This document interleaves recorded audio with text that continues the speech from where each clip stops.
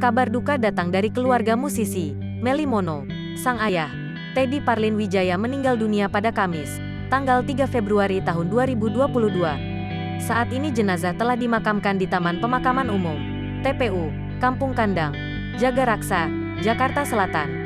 Berdasarkan pantauan Tribun News di lokasi pemakaman, tangis Melly Mono pecah saat jenazah sang ayah dimakamkan. Sambil menangis, vokalis grup musik Si itu tampak menggenggam foto sang ayah dan sesekali menatap dengan mengusap-usap wajah ayahnya itu yang berada di dalam bingkai berwarna hitam. Keluarga yang ikut mengantarkan jenazah pun mencoba menguatkan Melly dengan memberikan pelukan. Sebagai informasi, penyanyi Melly Mono berduka setelah ayahnya meninggal dunia.